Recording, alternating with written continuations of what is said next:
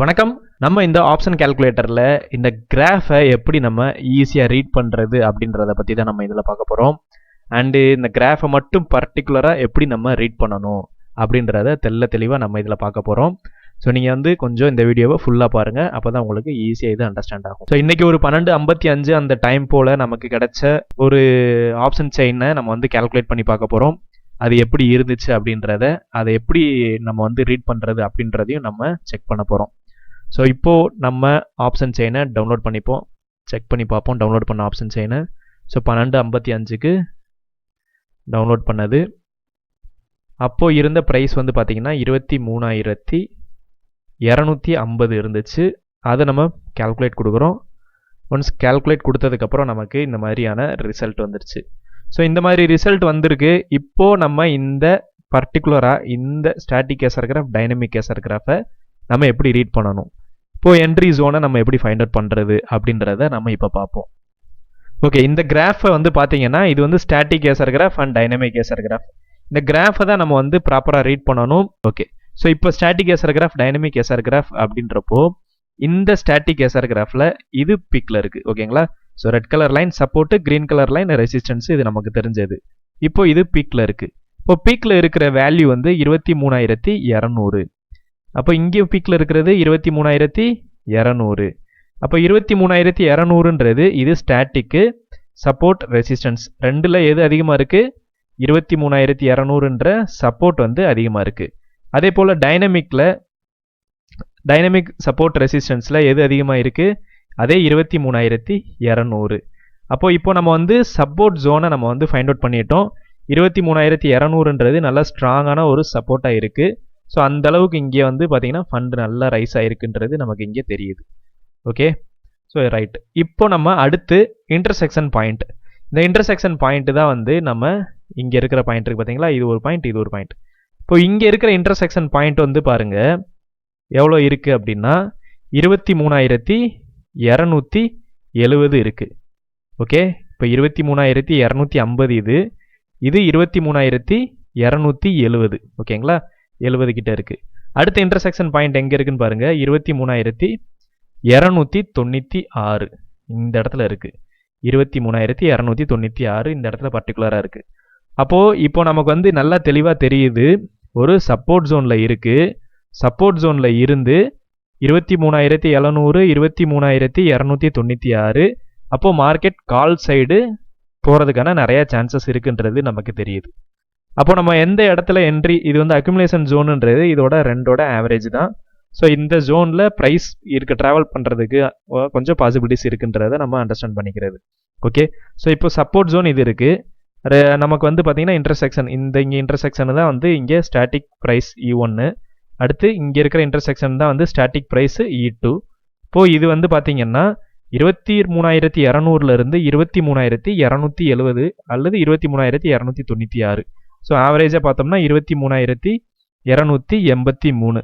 Okay, so நல்லா கவனிச்சு பாருங்கள், 23,200ன்றது ஒரு ஸ்ட்ராங் சப்போர்ட்டாக இருக்குது. அங்கே இருந்து 23,283.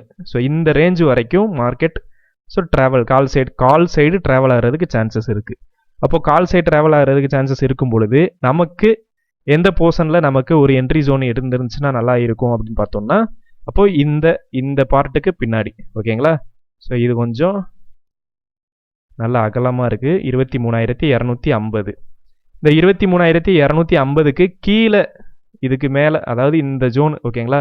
ஸோ இது வந்து ஒரு என்ட்ரி ஜோனாக நம்ம கன்சிடர் பண்ணலாம். ஏன்னா அதிகமான ஃபண்ட் வந்து இங்கே ரைஸ் ஆகிருக்கிறதுனால, ஸோ கால் நல்லா ஸ்ட்ராங்கான சைடு சப்போர்ட் இருக்கிறதுனால, ஸோ கொஞ்சம் தூரம் தான் போக முடியும், ரொம்ப தூரம் போக முடியாது.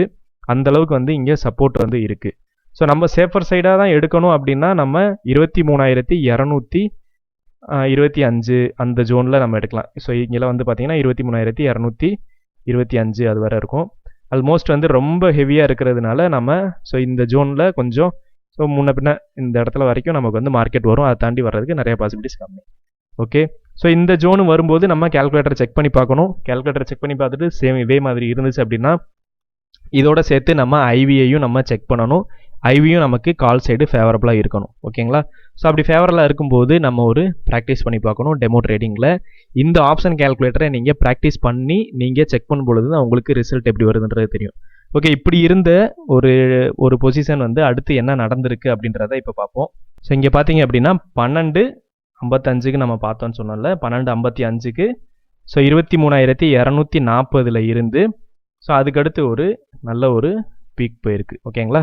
ஸோ இது வந்து கால் அதிகமாக இருந்ததுனால இந்த மாதிரி நடந்துச்சு. ஸோ கரெக்டான நம்ம அனலைசிஸ் பண்ணி நமக்கு பர்ஃபெக்டாக நம்மளால் அண்டர்ஸ்டாண்ட் பண்ண முடிஞ்சது, அதை ஆப்ஷன் கேல்குலேட்டர் கரெக்டாக யூஸ் பண்ண முடிஞ்சது அப்படின்னா இது போல் நல்ல ஒரு ப்ராப்பரான ஒரு என்ட்ரி ஜோனை நம்மளால் ஃபைண்ட் அவுட் பண்ண முடியும். ஃபைண்ட் அவுட் பண்ணி நம்ம ப்ராப்பரான ஒரு என்ட்ரிஸ் எடுக்க முடியும். ஸோ இது வந்து பார்த்தீங்கன்னா நாட் அ ஃபினான்ஷியல் அட்வைஸ். இது வந்து ஃபுல் அண்ட் ஃபுல் பார்த்தீங்கன்னா உங்களோட ஸ்கில் இம்ப்ரூவ்மெண்ட்காக. நீங்கள் வந்து உங்களோட ஸ்கில்லை, நீங்கள் ஒரு அனலிட்டிக்கல் ஸ்கில்லு ஆப்ஷன்ஸ் ட்ரேடிங் நீங்கள் பண்ணுறீங்க அப்படின்னா உங்களோட அனலிட்டிக்கல் ஸ்கில்லை நீங்கள் இம்ப்ரூவ் பண்ணுறதுக்காக நீங்கள் வந்து இந்த டூலை யூஸ் பண்ணி நீங்கள் உங்களோட அனலிட்டிக்கல் ஸ்கில்லை வந்து நீங்கள் இம்ப்ரூவ் பண்ணிக்கலாம். இம்ப்ரூவ் பண்ணி இந்த மாதிரியான ஒரு என்ட்ரி ஜோனை ஈஸியாக ஃபைண்ட் அவுட் பண்ணலாம். ஓகே, ஸோ இதை நீங்கள் ப்ராக்டிஸ் பண்ணி நீங்கள் அண்டர்ஸ்டாண்ட் பண்ணுங்கள். ஸோ இப்போ நான் சொல்லிக் கொடுத்தது தான், இப்படி சொல்லிக் கொடுத்த மெத்தட் தான். இதை நீங்கள் திரும்ப தான் நீங்கள் பண்ணீங்க அப்படின்னா தான் உங்களுக்கு இது ஈஸியாக புரியும். ஓகே, ஸோ இது வந்து பார்த்தீங்கன்னா இன்றைக்கி கிடைச்ச ஒரு என்ட்ரி ஜோன்ஸ். ஸோ இது வந்து பார்த்தீங்கன்னா டெமோ ட்ரேடிங் தான், நாட் அ ரியல் மணி. நீங்களும் இதே போல் ப்ராக்டிஸ் பண்ணி உங்களோட ஸ்கில்லை இம்ப்ரூவ் பண்ணிக்கோங்க.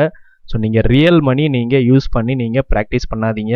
ஸோ நீங்கள் டெமோ ட்ரேடிங்கில் ப்ராக்டிஸ் பண்ணணுன்றதை என்கரேஜ் பண்ணுறதுக்காக ஸோ டெமோ ட்ரேடிங்கில் கிடைச்ச என்ட்ரிஸை வந்து ஷேர் பண்ணியிருக்கோம். ஸோ நீங்களும் இதே போல் ப்ராக்டிஸ் பண்ணுங்கள். ப்ராக்டிஸ் பண்ணி உங்களோட ஸ்கில்லை நீங்கள் இம்ப்ரூவ் பண்ணிக்கோங்க. ஸோ இதெல்லாம் வந்து பார்த்தீங்கன்னா மார்னிங் கிடைச்ச பொசிஷன்ஸ். ஸோ இந்த மாதிரி தான் வந்து நமக்கு ஒரு ஜோன் வந்து என்ட்ரி ஜோன் வந்து கிடைக்கும். ஓகேங்களா? ஸோ இதிலெல்லாம் பார்த்தீங்கன்னா ஒரு நல்ல என்ட்ரி ஜோன் வந்து மார்னிங் கிடைச்சது. அதே போல் மார்னிங் கிடைச்சது, அதே போல் அதுக்கான ரிசல்ட் வந்து பார்த்தீங்கன்னா கொஞ்சம் நல்லாவே கிடச்சிருந்தது. ஓகே, அதோட ரிசல்ட்டும் கொஞ்சம் நல்லாவே கிடச்சிருந்தது. ஸோ இப்படி தான் வந்து நீங்களும் ப்ராக்டிஸ் பண்ணணும். ப்ராக்டிஸ் பண்ணி உங்களோட ஸ்கில்லை நீங்கள் இம்ப்ரூவ் பண்ணிக்கணும். ஸோ நீங்கள் வந்து இந்த ஆப்ஷன் கேல்குலேட்டர் குரூப்பில் ஜாயின் பண்ணிக்கோங்க. அண்ட் எவ்ரி வீக் வந்து வெபினார் கண்டக்ட் பண்ணுவோம். அந்த வெபினார்லையும் நீங்கள் ஜாயின் பண்ணி நீங்கள் இன்னும் லேர்ன் பண்ணுங்கள். லேர்ன் பண்ணி உங்களோட ஸ்கில்லை நீங்கள் இம்ப்ரூவ் பண்ணிக்கோங்க. ஸோ வெபினார் லிங்க் வந்து நாங்கள் இந்த டெலிகிராம் லிங்க்கில் குரூப்பில் தான் நாங்கள் ஷேர் பண்ணுவோம். ஸோ அந்த வெபினார் லிங்க்கை நீங்கள் அக்சஸ் பண்ணணும் அப்படின்னா நீங்கள் அந்த குரூப்பில் ஜாயின் பண்ணிக்கோங்க. அண்டு இதில் ஷேர் பண்ணுற வீடியோஸ் அண்டு மித்த விஷயங்கள் எல்லாத்தையும் நீங்கள் ஃபாலோ பண்ணுங்கள். உங்களோட ஸ்கில் இம்ப்ரூவ்மெண்ட்டுக்கு ரொம்ப ரொம்ப யூஸ்ஃபுல்லாக இருக்கும். ஸோ நெக்ஸ்ட் வீடியோவில் மீட் பண்ணலாம். இந்த குரூப்பில் ஜாயின் பண்ணிக்கோங்க. ஸோ வெபினார் லிங்க் இதில் தான் ஷேர் பண்ணுவோம். நெக்ஸ்ட் வீடியோவில் மீட் பண்ணுவோம். தேங்க்யூ, பாய்.